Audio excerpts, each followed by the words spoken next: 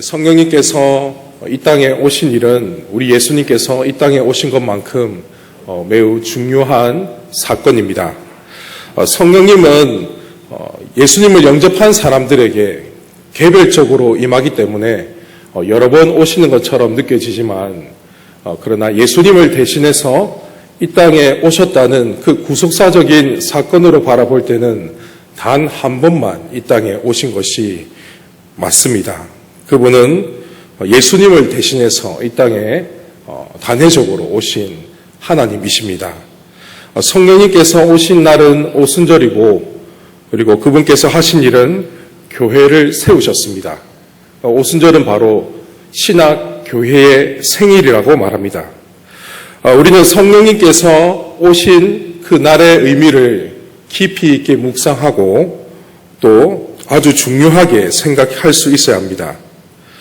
오늘 우리는 이 성령님께서 우리에게 오셨다라는 것이 어떤 의미를 갖고 있는지 요한복음 14장 말씀을 통해서 살펴보려고 합니다.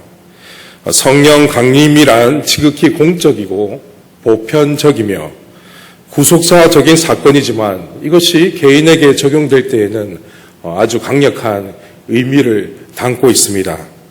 그래서 이것을 잘 배우는 것은 아주 중요합니다. 오늘 이 성령의 오심을 통해서 큰 하늘의 위로를 체험하는 우리 모든 성도님들이 되기를 주님의 이름으로 축원합니다. 우리가 먼저 기울여 보고자 하는 말씀은 26절 말씀입니다. 제가 먼저 읽도록 하겠습니다. 보혜사 곧 아버지께서 내 이름으로 보내실 성령 그가 너희에게 모든 것을 가르치고 내가 너희에게 말한 모든 것을 생각나게 하리라. 우리는 성경 말씀이 어렵다라고 생각을 합니다. 그러면서 이 성경은 우리 삶에 분명한 답을 주지 못한다라고 생각하는 경향이 짙습니다. 내가 당면한 삶의 문제가 아주 복잡하기 때문에 내 삶에 대한 이 문제에 대한 답을 얻으려면 하나님 말씀이 아닌 다른 무언가가 필요하다라고 생각을 하는 것이지요. 그러나 26절 말씀에 따르면 우리 속에 성령님께서 계신다는 것은 어떤 의미를 말하고 있는 겁니까? 성령님께서 하시는 그 일이 어떤 일입니까? 성령님께서는 이렇게 말씀하고 있죠. 우리에게 모든 것을 가르치신다.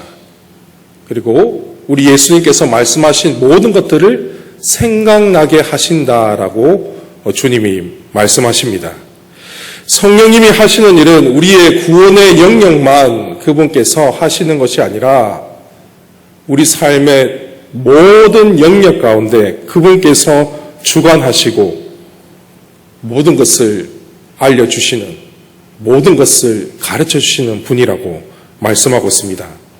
그래서 우리는 이 26절 말씀을 읽을 때 성령님은 우리 생활과 삶 속에서 가장 확실한 답을, 확실한 지혜를, 확실한 지식을 주시는 분으로 믿어야 합니다. 26절 말씀대로 내 안에 성령님께서 계신다라는 의미는 바로 내 옆에 주님께서 계신다는 것과 동일합니다. 많은 사람들은 성령님을 지혜와 지식의 영으로 알고 있습니다. 맞습니다. 우리 성령님은 지혜와 지식의 영이십니다. 하지만 놀랍게도 그 지혜와 지식의 영이신 성령님께 잘 물어보지 않습니다. 수많은 우리 삶의 문제 앞에서 우리는 어떻게 생각을 하냐면 그런 문제들을 내가 알아서 해결해야 하는 문제, 내 스스로가 해결해야 하는 그런 문제로 생각하고 단정 지어버립니다. 사실 우리는 이 26절 말씀을 성령님을 믿지 않을 때가 많은 것 같습니다. 26절에 나와 있는 대로 이 성령님은 우리 삶에 관한 모든 것을 가르쳐 주시는 분으로 소개하고 있지만 정작 우리는 이 26절 말씀처럼 믿고 있지 않을 때가 많은 것 같습니다. 성령님께서 우리에게 지혜를 주신다라고 입으로 말을 하면서도 내 삶의 문제에 대한 최고의 지혜와 지식을 우리 성령님께서 갖고 있지 않다라고 생각할 때가 많습니다. 단적으로 무엇을 보면 알 수 있습니까? 성경을 읽지 않는 것이고 기도하지 않는 겁니다. 문제의 답을 성령님께 얻는 것이 확실하다라는 것을 믿는다면 우리는 성령님께 물어야 합니다. 우리는 보통 어떤 문제가 생기면 어떻게 합니까? 그 문제를 해결하기 위해서 나보다도 전문적인 지식을 갖고 있는 사람을 찾아가거나 더 뛰어난 사람들에게 찾아가서 조언을 구합니다. 그리고 때론 서점에 가서 책들을 읽으면서 여러 도움을 받으려고 합니다. 이렇게 하는 것이 분명 문제에 도움이 되는 것은 사실입니다. 하지만 내 삶의 모든 문제의 답이 성령님께 있고 성령님께서 답을 주신다는 것을 확신한다면 우리는 성령님께 물어야 합니다. 어떻게 물을 수 있습니까? 그러면 우리는 성령님께 어떻게 물어야 할까요? 그리고 성령님은 어떻게 우리에게 대답해 주십니까? 하나님께서 우리에게 말씀을 주실 때에는, 말씀하실 때에는 은혜의 방편을 통해서 하십니다. 성령님께서도 동일합니다. 우리에게 말씀을 주실 때 말씀하시는 방법은 하늘에서 구약처럼 불이 떨어지거나 음성이 들리거나 그런 것이 아니라 은혜의 방편인 이 말씀을 통해서, 성경을 통해서 우리에게 알려주십니다. 성령님께서 답을 주시는 방식이 은혜의 방편이라면 우리는 무엇을 해야 할까요? 적어도 우리 삶의 당면한 문제 앞에서 두 가지는 해야 하는 겁니다. 성경 읽기와 기도입니다. 은혜의 방편에 확고하게 기대면서 살아갈 때에 성령님께서는 우리에게 알려주십니다.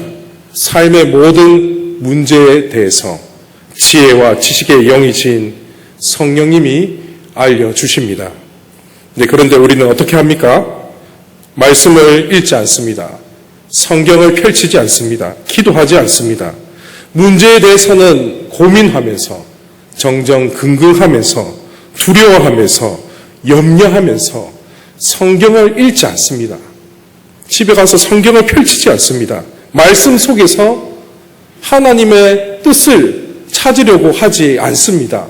그리고 기도하면서 정말 하나님의 뜻이 무엇인지, 주님께서 생각나게 하실 그 말씀이 무엇인지에 대해서 귀를 기울여 하지 않습니다. 입으로는 기도와 말씀이라고 외치지만, 말하지만 간절한 심정으로 이 방편을 붙들지 않습니다.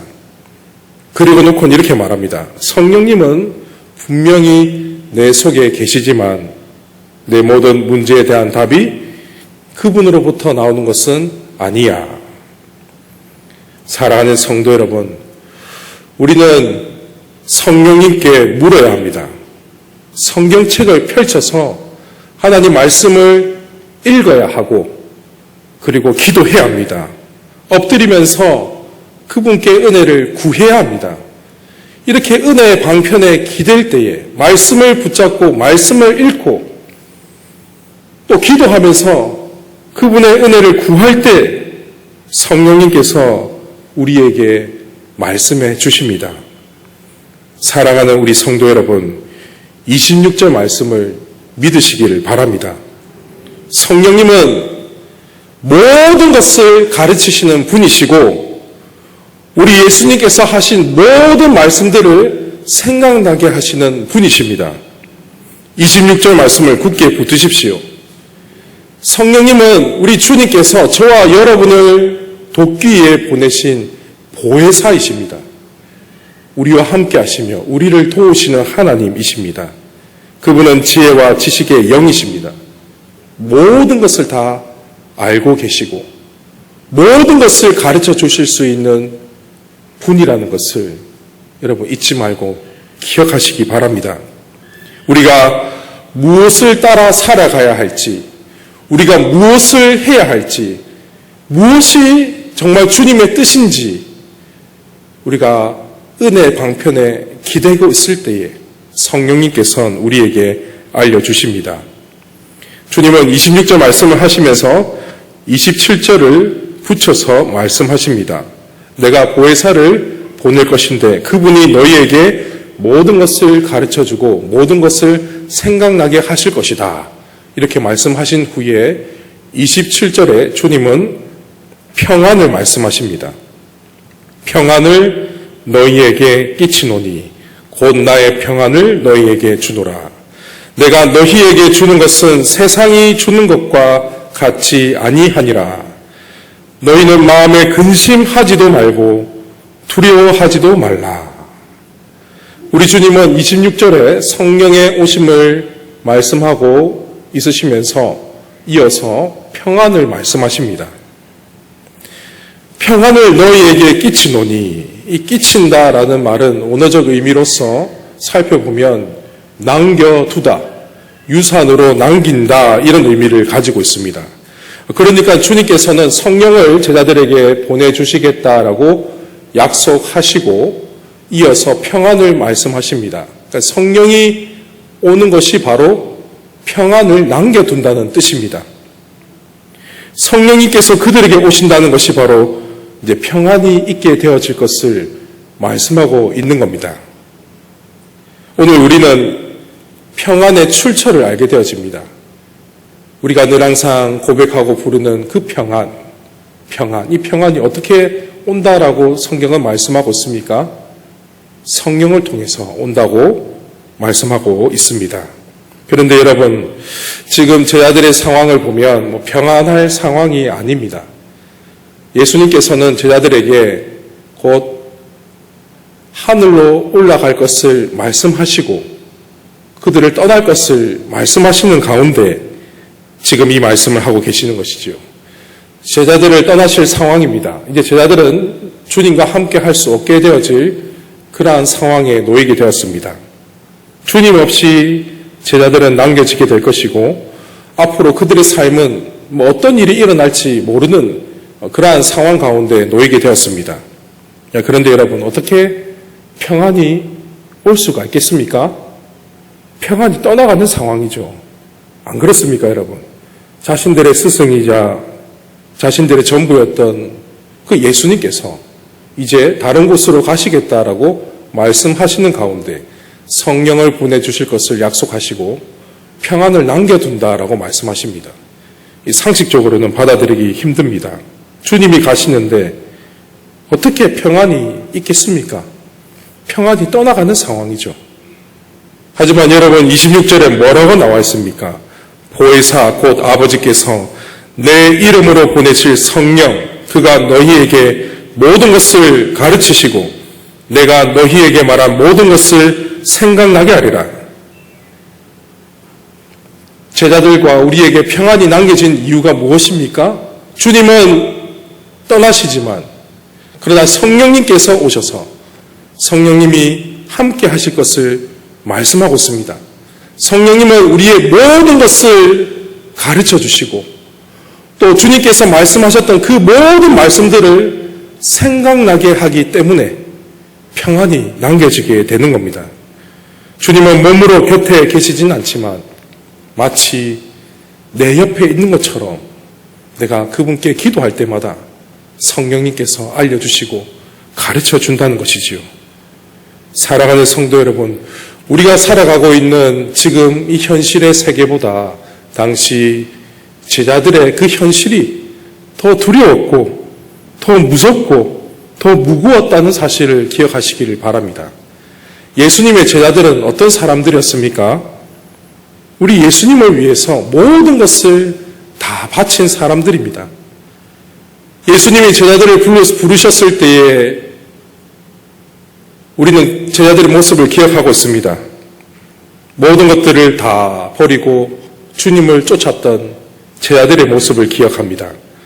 배도 버리고 형제들도 버리고 친구들도 버리고 가족도 버리고 예수님을 쫓았던 그 제자들의 모습을 우리는 기억하고 있습니다.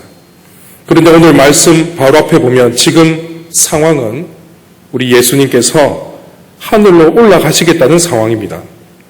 자신들의 전부였던 자신들의 모든 것이었던 그 주님께서 어느 순간 어디로 가시겠다라고 제자들을 떠나신다라고 말씀하고 있죠. 얼마나 불안한 상황입니까? 정말 불안합니다. 하지만 주님은 이렇게 말씀하셨습니다. 방송실 띄워주십시오. PPT를 띄워주시기 바랍니다.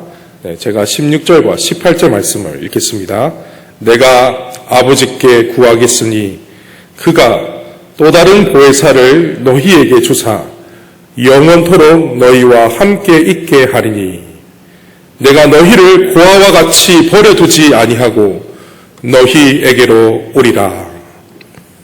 주님은 이렇게 말씀하고 계십니다.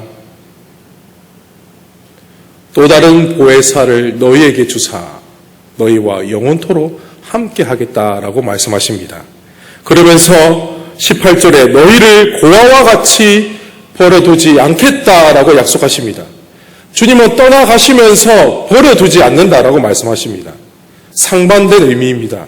그러나 고아와 같이 버려두지 않겠다라는 약속은 바로 보혜사이신 성령님을 보내주시겠다라는 약속입니다.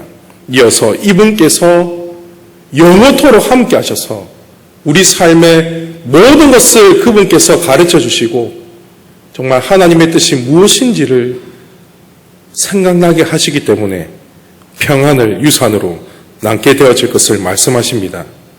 사랑하는 성도 여러분, 제자들이 평안할 수 있었던 이유가 바로 이것입니다.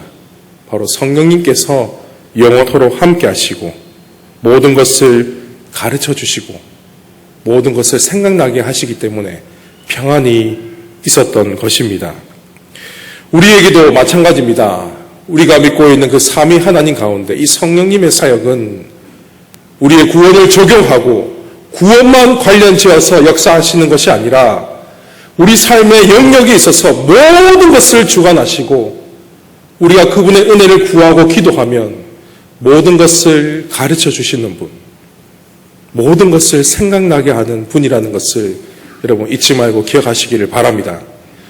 저와 여러분을 돕기 위해 우리 주님이 보혜사 성령님을 보내주셨습니다. 그래서 우리는 날마다 그분께 은혜를 구하며 그분의 능력으로 살아가야 하는 것입니다. 그래서 우리 삶은 항상 평안이 있는 것이지요. 거친 파도와 같은 그러한 상황을 맞게 될지라도 내 삶이 정말 절망 가운데 있는 것처럼 느껴질 때라도 내 안에 계신 성령님께 기도하고 은혜를 구하면 그분께서 우리 인생에 관한 모든 것도 답을 주십니다. 모든 것을 가르쳐 주십니다. 모든 것을 다 생각나게 하십니다. 여러분 이 사실을 굳게 믿으시기를 바랍니다. 우리가 읽었던 요한복음 14장은 성령님의 오심에 대해서 주님께서 소개를 하셨습니다. 이어지는 15장을 보면 우리가 잘 알고 있는 포도나무와 가지 비유가 기록이 되었습니다. 주님은 성령의 오심에 대해서 말씀하시고 그 다음 비유를 말씀하십니다. 주님이 참 포도나무시고 우리는 가지라고 말씀하십니다. 이 주님의 비유는 성령님에 관한 이야기 후에 주어졌습니다. 주님께서 하늘로 올라가실 것인데 불안해하고 있는 제자들에게 보혜사 성령님을 보내주실 것을 약속하고 평안이 있겠다라고 말씀하시면서 15장 비유, 포도나무와 가지 비유가 등장하고 있습니다. 이것은 어떤 의미를 가지고 있냐면 주님이 몸으로는 제자들과 떨어져 있게 되어지지만 그러나 한 몸을 이루고 있다는 것을 말씀하고 있는 것이지요. 여러분 여기 있는 이 가지는 포도나무에 접붙임이 되었습니다. 어떻게 하나가 되었습니까? 접붙임을 통해서 포도나무와 가지는 하나가 되었다는 것이지요. 떨어지지 않는 그 관계가 되었다는 겁니다. 나무와 가지가 연결되었다는 겁니다. 어떻게 접붙임되었냐면 바로 14장 성령님을 통해서 우리는 예수님과 연합되었다. 한 몸을 이루게 되었다는 것을 말씀하고 있습니다. 성령님을 통해 우리는 주님과 한 몸으로 연결되었습니다. 너희가 내 안에, 내가 너희 안에. 이것이 바로 평안의 이유인 것이지요. 우리가 그분과 한 몸을 이루게 되었다는 것. 성령님의 사역을 통해서 이 일이 이루어지게 되었습니다. 사랑하는 성도 여러분, 우리는 그렇습니다. 늘 이 땅에 살아가면서 마음에 불안이 있고 염려가 있습니다. 근심과 걱정 속에서 살아가고 있는 것이 우리 인생입니다. 내 삶에 일어나는 일에 대해서 전전긍긍하면서 살아갑니다. 하나님께서 내 앞길을 지도하시고 알려주실 것이다 라고 알고 있지만 정작 여러 현실의 상황과 문제 앞에서는 그것이 믿어지지 않습니다. 여러분, 그럴 때마다 오늘 이 말씀을 떠올리면서 읽으시기를 바랍니다. 내 안에 계신 성령님을 바라보시기 바랍니다. 성령님은 우리의 모든 것을 가르쳐 주시는 분이시고 모든 것을 생각나게 하는 분인 것을 기억하면서 여러분 그분을 더욱 믿으시기를 바랍니다. 특별히 오늘 이 밤 은혜의 방편에 기대어 성령님을 통해서 문제에 대한 답을 얻고 참된 평안을 누리시는 우리 모든 새성교회 성도님들이 되기를 주님의 이름으로 축원합니다.